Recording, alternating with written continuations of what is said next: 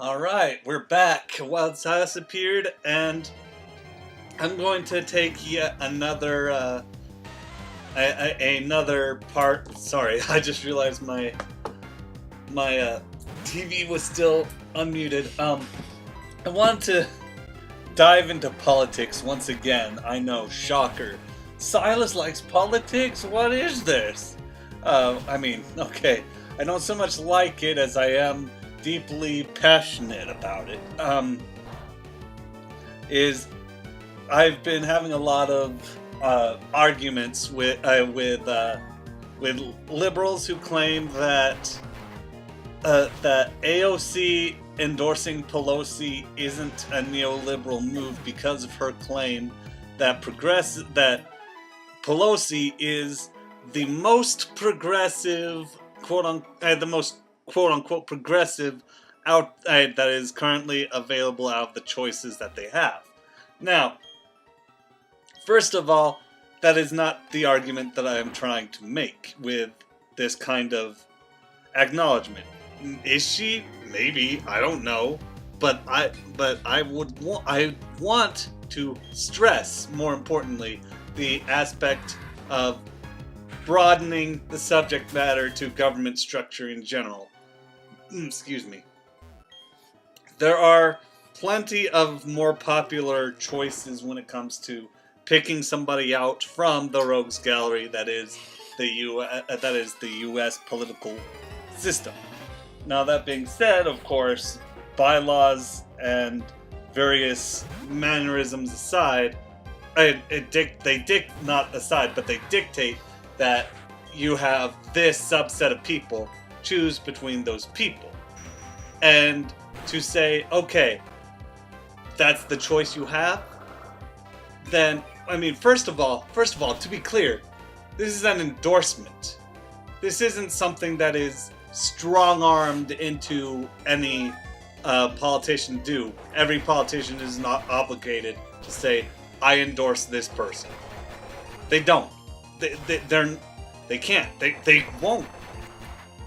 It's just a routine thing for somebody to stand behind another person and say, hey, I endorse this. It's a matter of a sort of friendly mutual understanding. It's not this sort of gun to your head decision. It's not an obligation. She wasn't obligated to do this. And second, and most importantly, is that if one is confronted with this kind of decision, what would happen if they simply chose not to react? If they chose inaction to doing an action? Now, I do believe that there is revolutionary inaction, in which you are abstaining from what is effectively destruction. And of course, it varies. Inaction meaning like vegetarianism, not shopping at Walmart or any of these other retail outlets that abuse their workers to an extreme, etc., etc. Now, of course, there is no ethical consumption under capitalism. Well, okay, let me fix that, because once again, there's no ethical consumables under capitalism. And so, in order to sort of do this dance of saying, oh, well, there's nobody politically more quote-unquote progressive, and I do honestly feel like we are starting to get some of that feel from the early 20th century, where progressivism can virtually mean anything, and that one of these neoliberals, like AOC, will eventually just create their own minute party of divided leftists who will ultimately just fade out into obscurity. Now, and this did happen under Theodore Roosevelt. Bear in mind that back then, progressivism was, by and large, from my understanding, more abstract than it is now. My case is that it can get to that point again, because, Roosevelt's Progressive Party was very very conservative, unlike today's term progressivism, which is fairly democratic socialism, in the loosest of terms.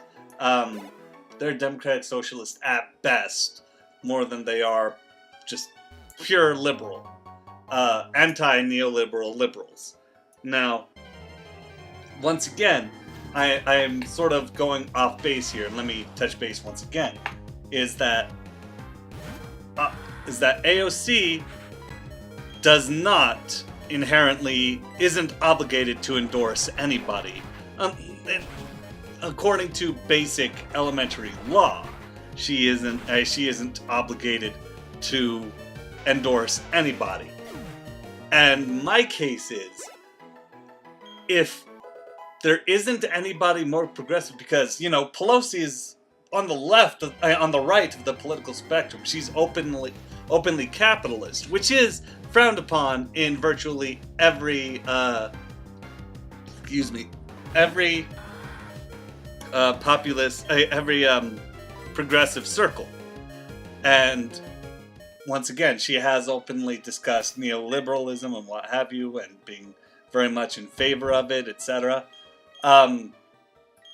The issue that I take with this sort of idea of her endorsing this sort of, and bear in mind that she's done shit before. I'm not a fan of AOC. I was a fan of her for like maybe 2 days tops,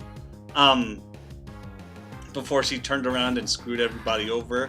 And now she's sort of, she's still pretty left-leaning as far as the U.S. government goes. I feel like that she represents less of a platform now than Sanders did by the time that he got to endorsing Clinton, because, you know, at least that was one action at the time, rather than two now. The first one being when she endorsed Senator John McCain. Now, that's two conservative mindsets that she has effectively endorsed. And as far as genuinely progressive candidates that are currently in the system or have been in the system, I have not seen any success come from any of her endorsements, short of Cynthia Nixon, short of any real progressive voice. I'm only hearing this sort of idea, this sort of maintaining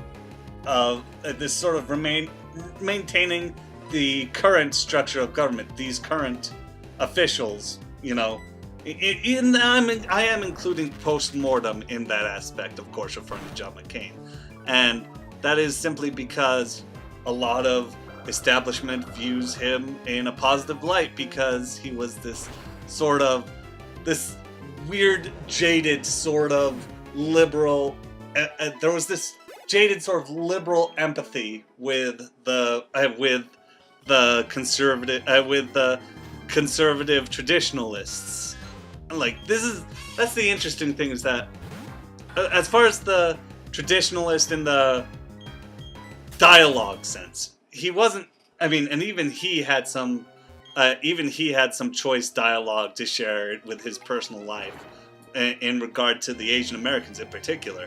So it's sort of this delusional framework. She's working within this delusional framework that says pick the lesser of two evils, even when you have the choice to opt out. And honestly, as far as I'm concerned, opting out is the choice when either choice is effectively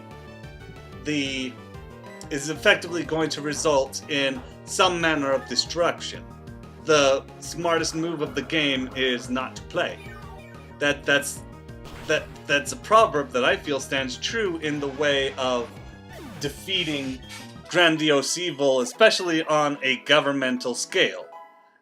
And to simply argue that, oh well, she's just playing her options, and to me that is a crucial flaw, because that game is what gets us these kinds of people to begin with. This game is what perpetuates things. This cycle of hands exchanging hands, shaking each other, hugging each other, all these big-time politicians shedding nothing but love on each other, even if they have different political opinions. They still love each other because the bourgeoisie love having their own form of communism above virtually all the small commoners. And that is my primary issue with AOC, is that she has used her pseudo-leftist platform to sort of catch on to stray fish from the liberal net. She actively tried turning, and she is actively trying to turn people who can become radical socialists into traditional liberals, and also while these return to form liberals are promoting her ideology, which is again that very ideology that got us into this problem to begin with, the same neoliberal agenda that has maintained itself for years. When you seek to maintain that system, then you're no longer an opponent of that system because you have a stake in it. You have a stake in the system if you have a stake in the system that you're planning on overthrowing, guess what?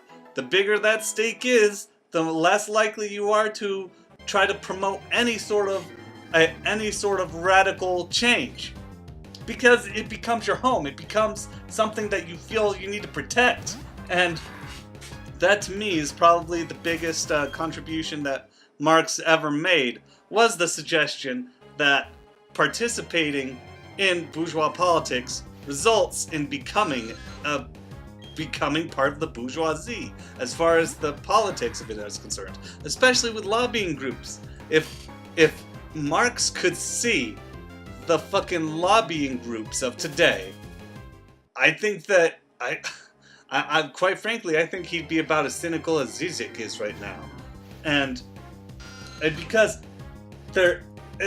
of course there is no real reform to the revolution, because I believe it was De Leon who proposed that reformism leans on the success of the current system, while revolution stands on its own. And to me, that is the primary issue with Cortez, with Osario AOC, is her politics are 100% reformism as opposed to revolution. Am I saying that everybody in the U.S. political system is revolutionary? Is non-revolutionary? I mean, in my opinion, yes, but can they have revolutionary propositions? Yes, of course they can. You can be a politician and propose revolution, but it is hard, nay impossible, for somebody to go up to this place and say, okay, tear it down. And that is my ultimate conflict with anarchism overall, is that, we all think that we know the best, and regardless or not,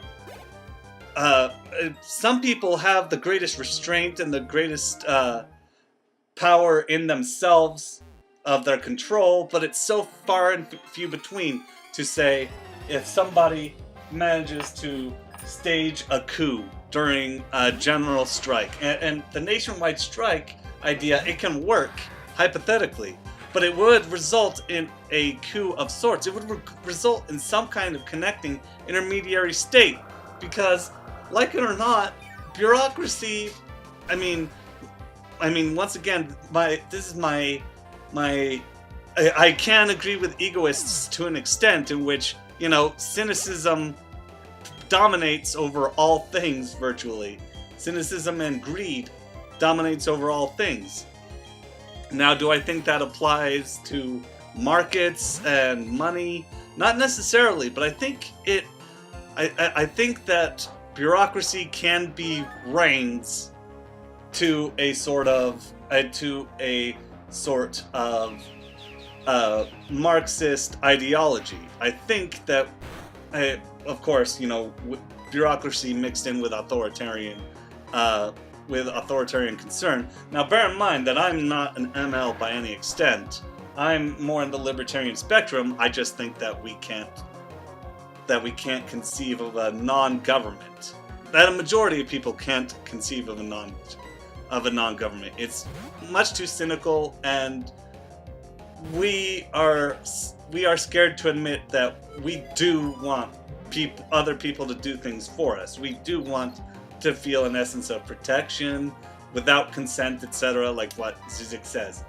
I'm going way off the subject, but essentially I argue that if it looks like a duck, if it smells like a duck and quacks like a duck, it's a fucking neoliberal.